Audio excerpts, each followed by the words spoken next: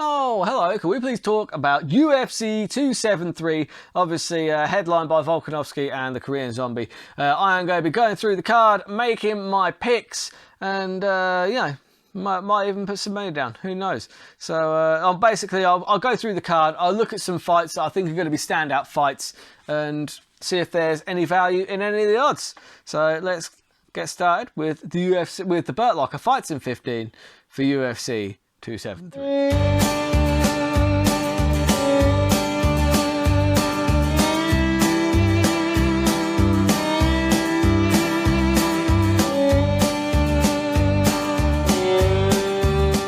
So I'm going to start off in the heavyweight division. This one's going to be a good fight, to be fair. Jairzinho Rozenstruik versus Marcin Tybura. That's a good fight. That's a really good fight. Now, this one will depend on whether Tybura can get it grounded. I'm not saying that Tybura can't stand with Rozenstruik. I just don't think that is his best path to victory. I think that you stand with Rozenstruik for long enough, you're probably going to be on the receiving end of something nasty. Now, Rozenstruik, obviously, we've seen the game, but like Blades came in, wrestled him, and it seems like, Rozenstruik, he probably does have takedown defense. I'm not saying that Tybura's offensive wrestling is on par with Curtis Blades, but we did see what Tybura was able to do to Greg Hardy, who was another guy who's strike heavy. But I would say that Rozenstruik's takedown defense and overall MMA game is probably on a higher level than Greg Hardy. So he's probably going to be more difficult to take down, but I think that Tybura can still possibly do it. I still think he's probably quite, because I think that he can mix up the striking for long enough to mix in a takedown, get it to the floor. And then once it's on the ground, I do think that Tybura will have a quite easy time. Now, you're getting even money on the Tybura win. When the method comes out, I'm going to be going knockout TKO, because I do think the way this one goes, really, it'll be Tybura standing long enough to initiate a clinch or a grapple. You get him against the cage, drag him down to the floor, and once he's on the floor, it's when he's on the floor that he progresses through the transitions through positions very, very quickly. He's very good at getting past guards and and going towards mount and all that. So I just think that Tybura will get some ground and pound going. And he's going to put him away. I quite like the knockout TKO for Tybura and that. So check out what the odds are on that closer to the time. And on this card, got somebody who I'm a big fan of, old Dricus du Plessis. Still knocks. He's 16-2 versus Anthony Fluffy Hernandez, 8-2. Now, this is a pretty decent fight, to be fair. Now, Dricus, he has got a lot of hype behind him, and he is very good. He's 2 UFC fights, 2 wins, 2 TKOs. He's been performing very well. Now, Dricus has not really fought anyone of note. That's the only problem that I see here. He's still not fought anybody that's like, whoa, yeah, this will be a tough test.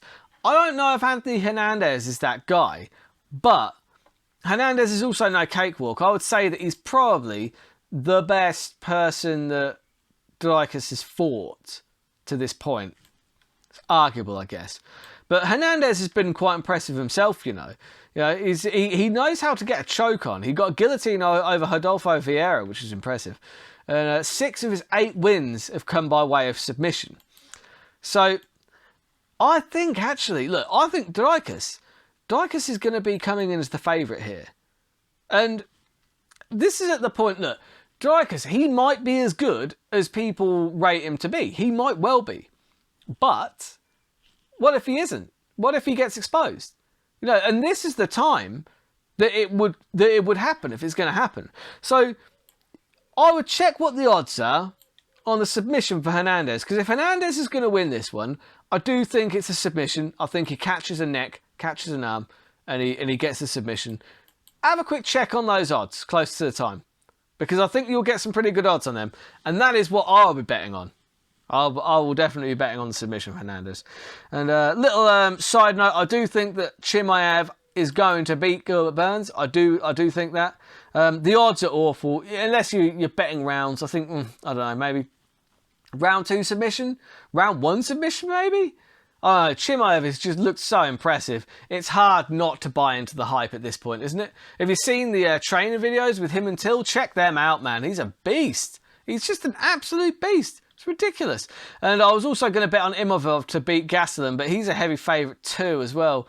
Right, actually, you know what? You can't really count Gastelum out of fights. It might be worth taking the knockout for Gastelum there, because Gastelum's made a career of knocking out people that are not on elite level. So he really has. He's made a real good going of it. So yeah, might be worth a go. Then you got Aljamain Sterling versus Peter Yan, the rematch for the title. Now, conventional wisdom says that Yan should win this fight. He should. He was winning before the DQ, before the knee, and before the Yan title fight, though. I mean, Sterling was on a hell of a streak. And one thing we need to consider is that, like, Sterling said that he wasn't 100% fit before the Peter Yan fight. Now, we kind of have to take him at his word on that, but he did get surgery. Do you know what I mean? Clearly something was wrong to the point, and he's had it fixed. So you're kind of wondering, okay, they fought each other before, which is a benefit to both fighters, because they both kind of get a bit of a kind of sense of what the other one's going to do and where they're going to approach from. But I don't know, if you've got a fully fit Aljamain Sterling, he's pretty good. He's no slouch. Like, he tapped out Sandhagen. He got that backpack on, and he got that submission real quick. And yeah, I think Yan will be supremely confident in this one. Will that be a detriment?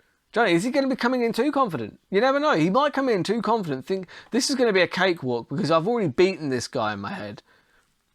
I'm going to just beat him again. Because the thing is, what you've got to remember is that people keep talking about how, like, Aljamain Sterling's an absolute clown or whatever. It's like, look, he is trolling everybody. He's laughing all the way to the bank here. Because the reason he did all that shit, like 100%, the reason he leaned into it was because people will pay to see someone get beat more than they'll pay to see someone win, right? They want to see Aljamain get beaten, but Aljamain gets pay-per-view points on this. He's going to be laughing all the way to the bank because people are going to be tuning in. This is a big pay-per-view. You've got Volkanovski on there, and you've got this anticipated rematch. He's probably going to do very well. So, look, don't get too swayed by the fact that people are saying, look, you know, Aljamain's an illegitimate champion and all that stuff. Don't get too swayed by that. Aljamain is a very, very high-level elite fighter, and he can get this. He could win this fight, and the odds are ridiculous against him. I would have a go. I'm going to have a go on Sterling by submission, just because I think that, look, Sterling is good enough that he can probably submit most people, and if Yan comes in there too confident, doesn't watch his P's and Q's, you know, he's only human, man. Like, he could probably take an L here. And then you've got the main event, Volkanovski versus the zombie Chang Sung Young. And look, I still think that Volkanovski is vastly underrated as a champion. Look at how he got out of those submissions against Ortega. Most fighters wouldn't have gotten out of that guillotine and out of the triangle that he cinched up, like, straight after. Like, literally, it's almost inhuman what he did. I don't think that's been getting enough credit. People like to whine on about how Max beat Volkanovski the second time. He didn't. It was a close fight. I'll give him that. And it was close enough that you didn't really know who was getting their hand raised. So to say it's a robbery against either guy is kind of ridiculous, and people need to stop it.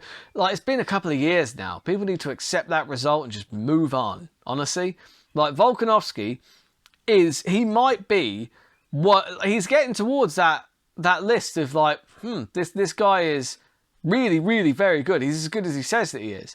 And again, I still don't think he gets massively the respect that he deserves. He's so tough on the feet, but he's just so tough everywhere. Like, how do you put him away? How do you get rid of him? Like, look at those submissions, how tight they were with Ortega. They were so tight, but he just refused to quit. He refused. And it's that mindset that he will refuse to quit. Because the thing is like, Zombie's probably got a similar-ish mindset. That's why they call him the Zombie. He will walk forward, he'll take punishment. But honestly, I don't think that's the best strategy against Volkanovski. I think Volkanovski will just keep dishing out punishment. If you're willing to take punishment, he's just going to continue to dish it out. And I think that's what's going to happen here. I don't think we see too many surprises. I think that Volkanovski over 5 rounds, he'll get the finish. I think it'll be a TKO knockout. I really do. I don't think that the zombie, whilst he's called the zombie because he's very, well, not supposedly, he is very hard to put away. But I think that if he's just willing to accept punishment, like, don't get me wrong, he can throw it back as well, but Volkanovski just seems to be on another level right now in terms of toughness and being able to kind of take punishment. So, yeah, that's my pick. Volkanovski all the way. I would take the knockout as well. The odds will be absolutely shit, but I'm gonna put it on the accumulator anyway. Don't know what the odds are yet because the odds aren't actually out. But yeah, let me know in the comments who you're betting on. Best of luck, enjoy the fights, and until I break these fights down after the fact next time, keep those odds long and those bets terrible.